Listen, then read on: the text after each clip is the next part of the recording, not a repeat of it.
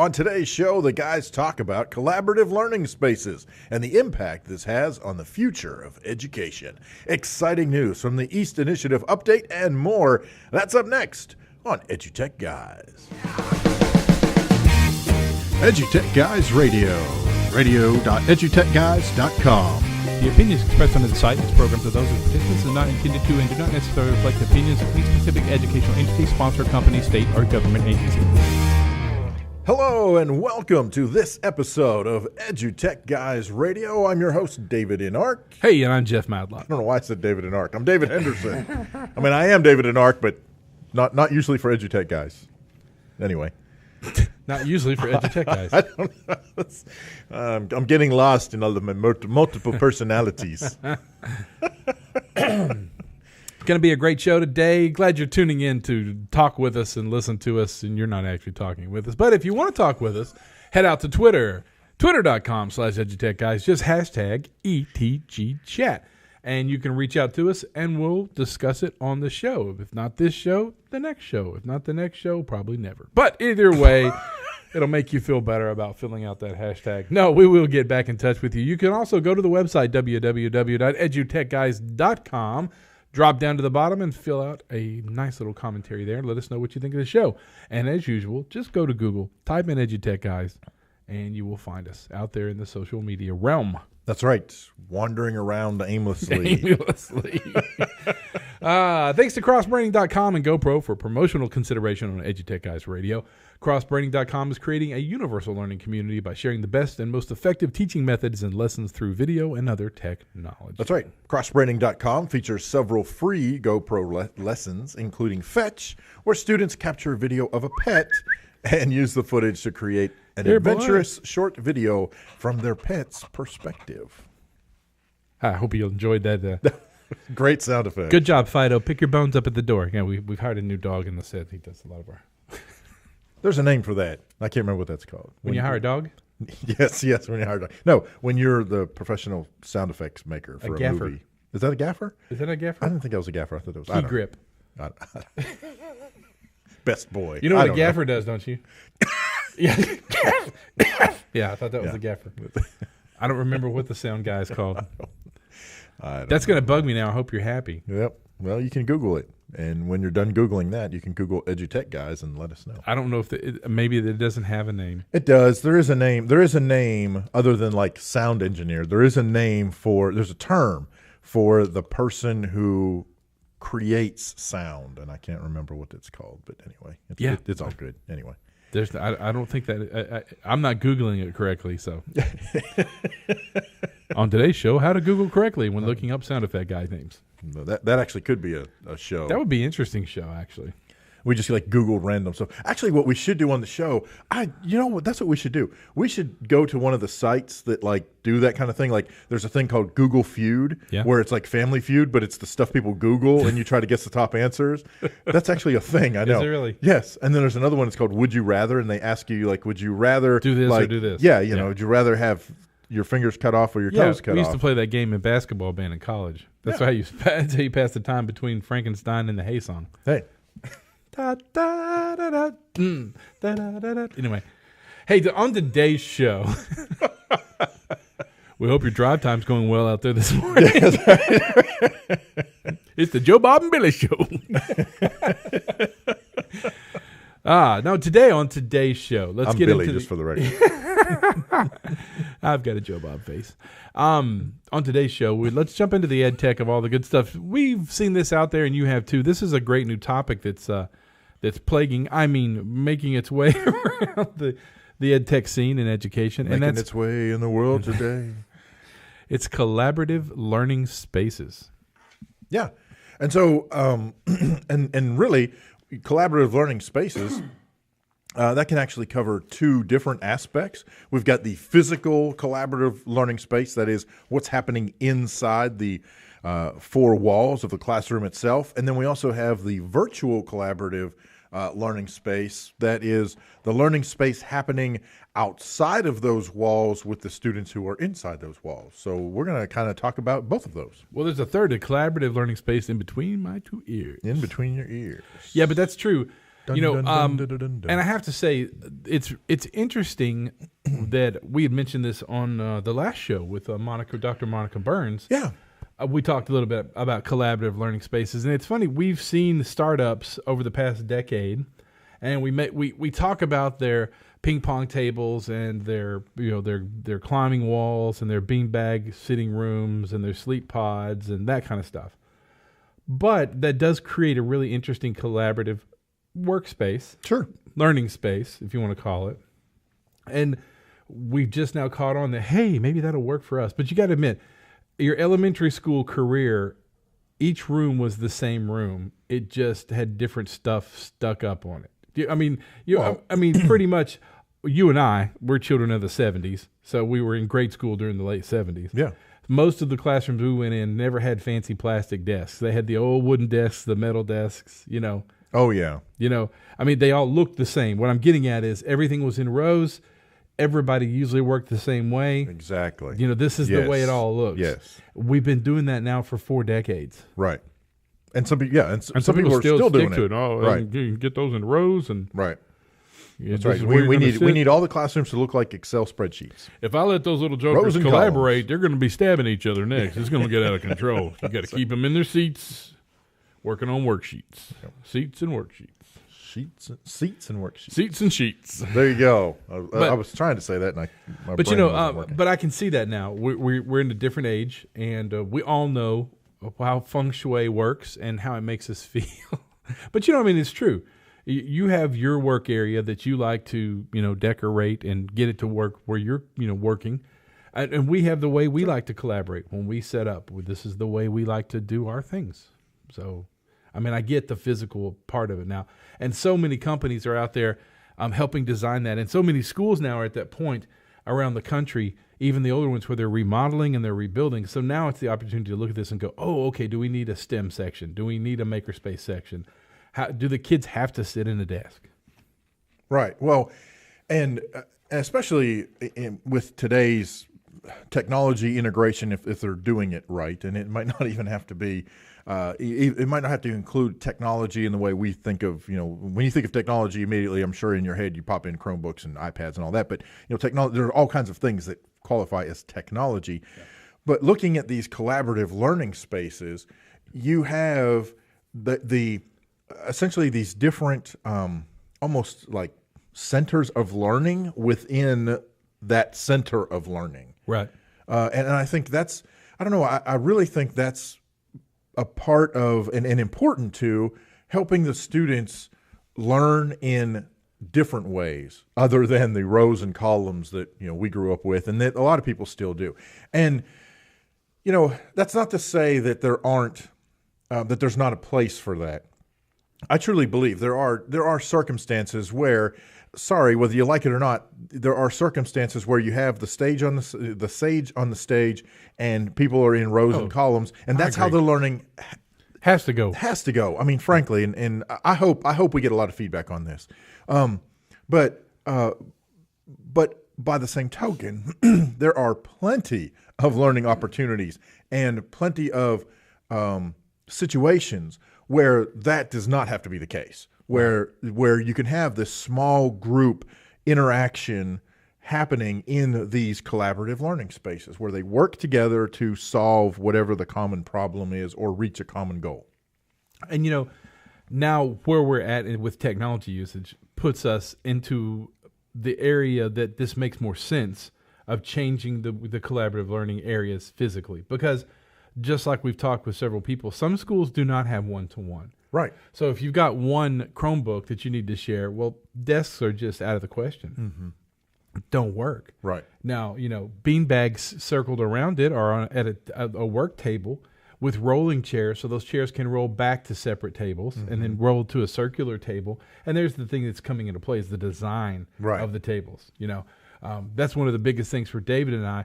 We sit at a table, but we need to be facing each other, but we also need to be facing a camera. And so you get into design becomes a really, big deal for us collaborating, because we spend most of the time looking at each other. Right. Or looking at another screen if we're interviewing someone and not paying attention to maybe the camera in front of us or whatever else. Right. So I can get the physical needs for collaborative learning. Sure, absolutely. And there's tons of them out there.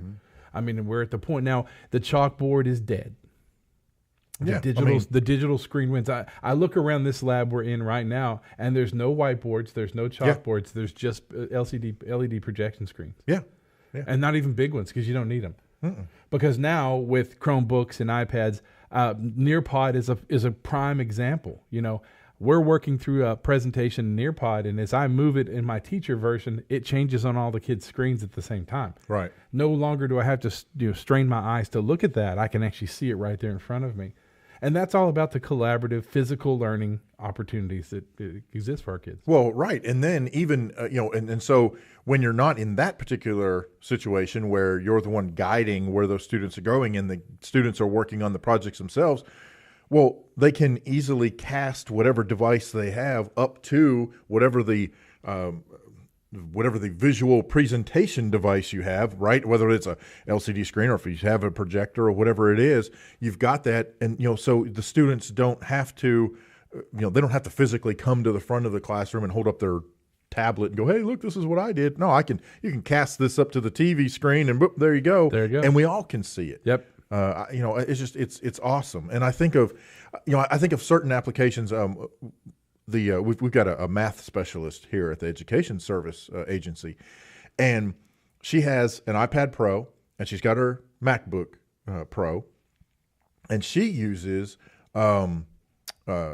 Reflector in order to show, and then so she hooks her laptop into whatever the projection system is, and then she ties her iPad Pro into her laptop, and that's how she projects it. Yeah. Now, could she just do the AirPlay through there? Yeah, absolutely. But the reason why she likes using a Reflector is because while her screen is up there, then the other students that she's working with, they can also attach to her Reflector, and now you see hers and a couple of students on the screen at the same time. Right. It's awesome. Yeah, it's beautiful.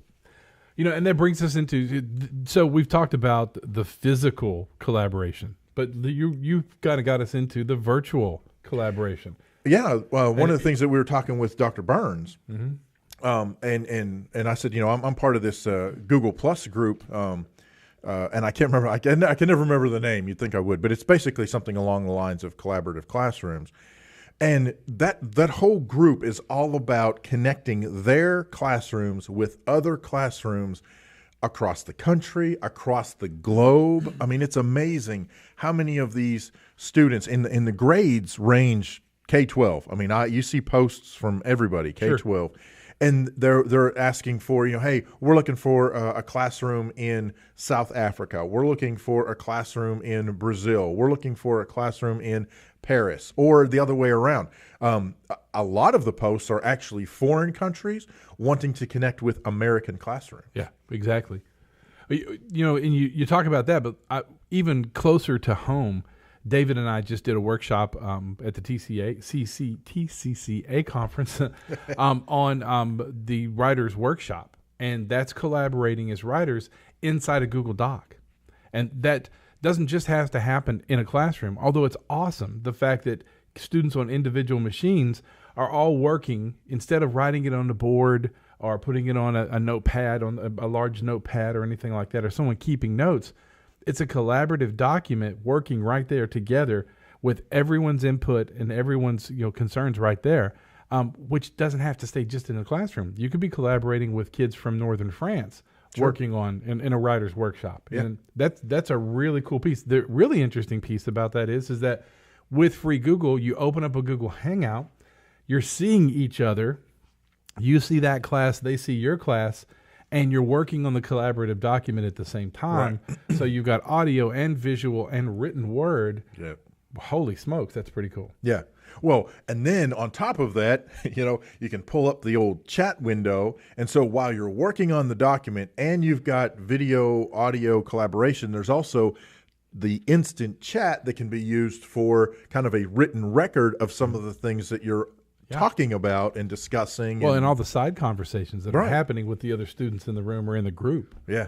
Yeah. It's awesome. Collaboration, both physically and virtually, are at a level that's amazing. Oh, yeah. I mean, we can now, and you had said this on the show with Dr. Burns about the old days of having a pen pal. Yeah. I mean, it's really, that's an obsolete thing that will never exist again.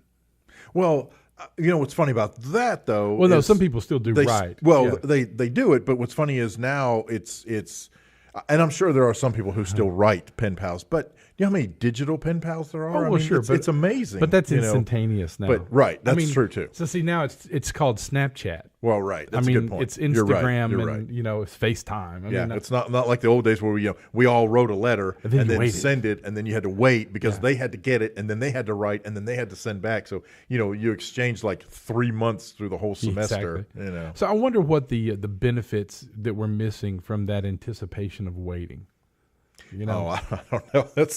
There's a whole lot of there's a whole lot of that we're missing. Period. Just the fact that everything is such it's so instant gratification, instant feedback. And frankly, part of that ties directly into what we're talking about here. I mean, think about that. These collaborative learning environments, especially the virtual ones, it is instant feedback. It's all right here in your face. Yeah, like boom, there it is. Yeah, deal with it. Yeah, exactly. Deal with it now. It's interesting. Is that the two go together? A school that can have the opportunity to both change the physical and virtual learning environment, within a school year. Sure. To change the way kids are going to look at, the way they're doing things. And we're seeing that all over the world at this point. And we're reaping the benefits from it too. I think we definitely are. Oh yeah, I would agree. So, you can check out the web, check out our website if you want to find some references to this. Yeah. Just go on the website. There's as of today, there'll be a nice blog up about, where you can check these things out, from designing your classroom physically to changing the way it looks to make it a more learning environment, or to some references on helping you find those collaborative tools in the EdTech realm to help you take your classroom virtually to that next collaborative level. Exactly. So, EduTechGuys.com, check it out. There we go. All right, so up next, let's hear from the folks over at the East Initiative. Hello, everyone. I'm Spencer Watson with East Initiative. Welcome to the East Update. This week, we're here to talk about student training. The East Initiative offers more than 70 training sessions each year to East students at its headquarters in Little Rock, on the campus of the University of Arkansas in Fayetteville, and at regional training centers throughout the state. East also offers a handful of online training sessions. These courses offer hands-on instruction with the technologies students have in their classroom every day. There are plenty of reasons students might seek training. So, how do East facilitators decide what to attend? Here's Cassandra Dixon of Hot Springs Intermediate School. I think sometimes it comes down to the projects you have, and maybe a project needs a lot of help because it's stuck in a rut, and training can sometimes help solve that because again, they're able to then ask an industry leader, what can I do on this project? We're stuck with this. What do you suggest? And then they're also surrounded by other students from different districts and schools who might have ideas they haven't thought of. Note that she mentioned industry professionals.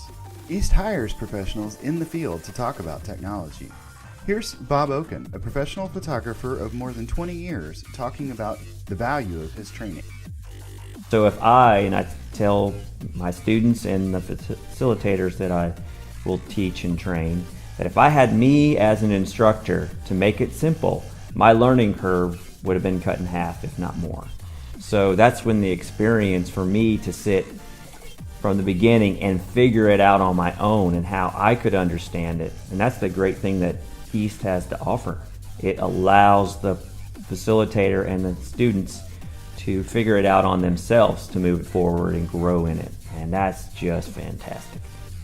For years, the East Initiative has partnered with the Center for Advanced Spatial Technology, or CAST, at the University of Arkansas.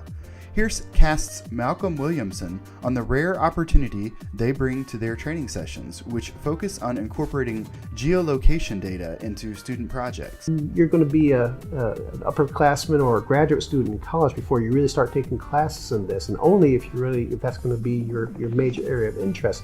This is a very rare opportunity where you've got access to literally tens of thousands of dollars of software and free data that you can use to really build your knowledge and skill set and apply it as you go on to college, as you go on. This is going to give you a step up in the rest of your life. The thing about East Training is that it's designed so that while only a couple of students from any one school may attend, they can take the lessons they've learned back home and teach their peers. Here's Morgan Lawrence, East facilitator at Bergman High School, and Cassandra Dixon again. My favorite part of the after effective trainings is when students bring back what they have learned and teach it to the rest of my students. So even though I can only take 2 students to the training, all my students benefit from it. And I saw that a lot with the Stand Up and Deliver. My 2 girls that went to that came back and worked really hard on helping the rest of the class network and communicate in a respectful and a sophisticated manner with our community partners. And so it really was like a domino effect across all my students. And then they're learning from industry leaders. I mean, one of my favorite trainers is Steve Taylor. And I've literally sat through his trainings because they are so fascinating. And I've learned a lot too, to be able to take back to the classroom and teach my students a little bit more about video in that aspect. So being able to take them there, learn from somebody who's in the business, does that on a daily basis, and then bring that knowledge back into the classroom it's really exciting. It can be a revitalizing experience for both students and facilitators. They may have been working on a project for a year, maybe even 2, and have gotten to the point where they're like, I'm over this. I don't want to do it anymore. There's no hope. I've been putting so many hours into it and I've gotten nowhere. But then they go to East Training and they're like, okay, not giving up yet. I have a new idea. I want to pursue this. Maybe I need new team members to help me. I feel like it gives them hope, gives them new ideas, and gets them out of their comfort zone. Some of my teacher friends are like, you travel 3 hours to take students to a training, like that's nuts. But what they don't realize is that those 3 hours give me one-on-2 time with those students. And so I can really get to know them, I can really connect with them more and find out more of their interests. And so it's more of an investing time for me with them. And also I have seen them come back and say, okay, I thought I was going to do this for my project, but now that I know how to do this, I can apply it here and here and here. And it totally changes the interface of how their project looks. That kind of growth is exactly what the East Initiative hopes to achieve through training, and the results speak for themselves. It really gets them thinking and gets them, outside of the box that they were in. They might already have had an idea and then realize, I can make it better, or I can do something different that will make it better. If you are interested in knowing more about the East Initiative, from information on student projects to the professional development services we offer to educators of all kinds, please visit www.eastinitiative.org or just search for East Initiative on social media.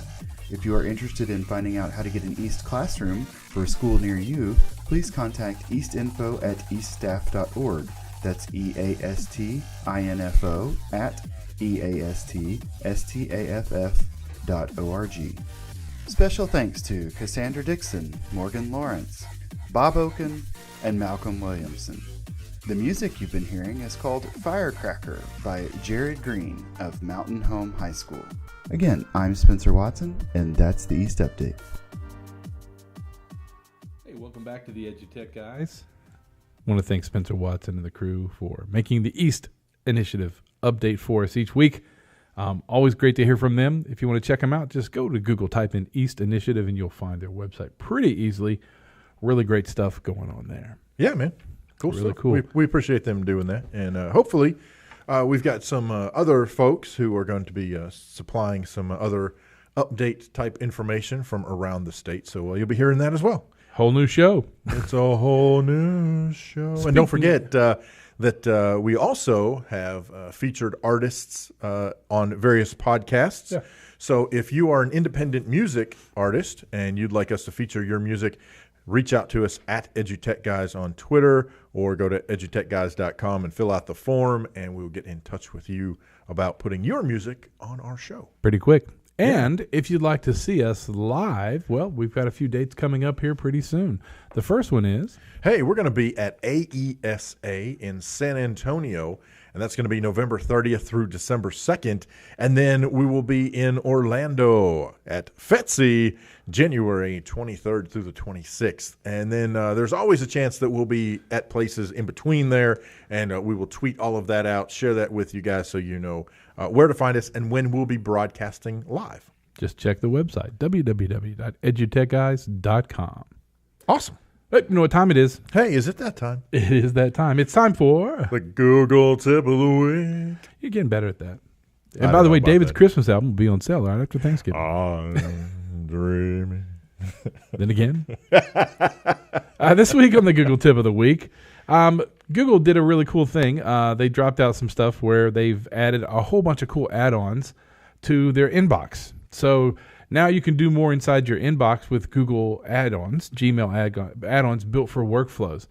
You can find those by going over to the top right hand where the little gear icon is and click it, and you'll actually see there in red, Get Add-ons. So they've opened up those labs, and they've allowed that to do that. There's some cool stuff like Asana, which turns communication with clients, customers, and teammates into tasks. So you've got these communication emails, and you can turn them into tasks like we need to get this taken done. It's a little AI there working, getting it done. Dialpad, that's a message or call colleagues on your device anytime. So automatically view recent communications or save a new contact straight from Gmail. So that's a workflow piece. That's cool. DocuSign, everybody knows what that is. Sign and execute contracts, agreements. That's coming pretty soon. They have a new hire piece, Intuit QuickBooks invoicing, ProsperWorks. ProsperWorks is a really cool thing. It's for demos and meetings. And you might ask, what does that have to do with education? Well, anytime it can work for business, you can find a use for it in education. They also give you Ring Central. Smartsheet, that's a really cool one. Add email content and desired attachments directly to Smartsheet without leaving Gmail. Smartsheet is one that a lot of contact companies use. Streak and Trello. And you might know about Trello. That's another one that's out there. So they've done all those add-ins. You can try them out today. Just go, like I said, to the Gearbox, drop it down, say Get Add-ons, or just go to the G Suite Marketplace, and you can find and install Gmail add-ons. Awesome stuff, man. That's very cool. It's pretty cool. It's just some neat stuff.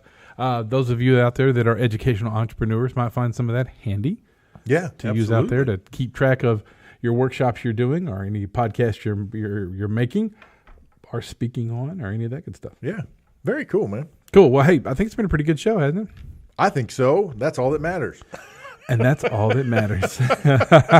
Hey, I'm Jeff Madlock. I'm David Henderson. We'll catch you next time. You've been listening to EduTech Guys Radio, radio.edutechguys.com. The opinions expressed on the site and its programs are those of participants and not intended to and do not necessarily reflect the opinions of any specific educational entity, sponsor, company, state, or government agency.